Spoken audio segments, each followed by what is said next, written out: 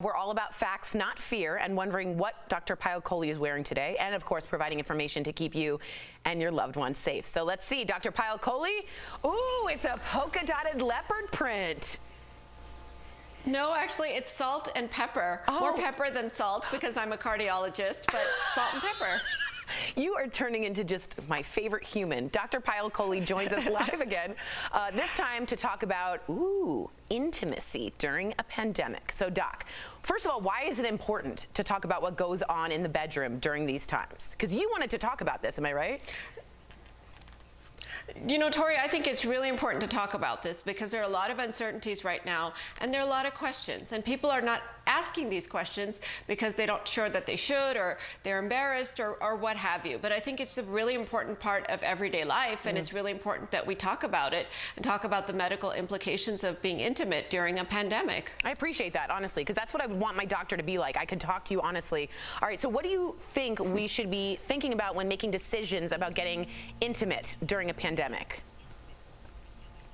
So I think the most important question to ask yourself before you decide to get intimate, is who you're getting intimate with, and really to understand how the virus is spread. I think that's critically important. So let's talk about it. So we know it's spread by close contact. So holding hands with someone or hugging someone could certainly be ways to spread the virus. We also know that it's spread through saliva and secretions, respiratory secretions. So kissing somebody would also be a way to spread it. Now, there's a study from China that looked at 10 women with severe SARS-CoV-2 virus with the COVID disease who were in the ICU, and there was no evidence of any viral particles in their sexual fluids. And we also know from other coronaviruses that sex, aside from the close contact, does not usually transmit the virus. So as long as we have that framework about how the virus is spread, it really helps us to understand how intimate to be with people and, what our risk is going to be if we are. That's interesting. I actually didn't know that about that. Talk to me about sexual partners. Any advice there, Doc? Yeah, I do have some advice. So my first piece of advice would be that this is not a time for new sexual partners or sexual partners that you don't know very well. And the reason is because, again, the social distancing piece is really important. You don't know who they might have been exposed to, and you're basically exposing yourself to those people. So I would say it's most important to stick with your regular partner or someone that's close to you or whose activity patterns you know, so that you can understand if they may have had a potential exposure. You know where they go, you know who they see, you know what they do during their day. Yeah, it's like a creeper, but to be honest, you just need to know their activity patterns is a good way of saying it. We had one viewer write in saying she's been in quarantine with her boyfriend for over a month, but he went to the post office, and now she's wondering, should I wait 2 weeks to be intimate?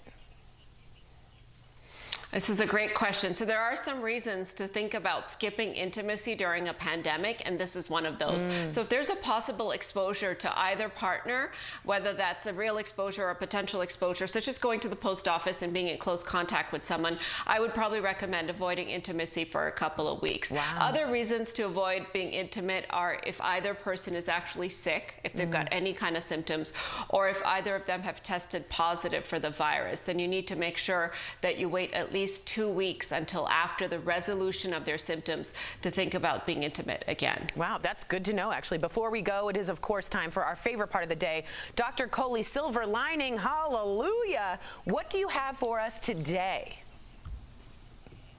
So today, actually, I think it's very fitting with what we've been talking about. It's the power of the human touch.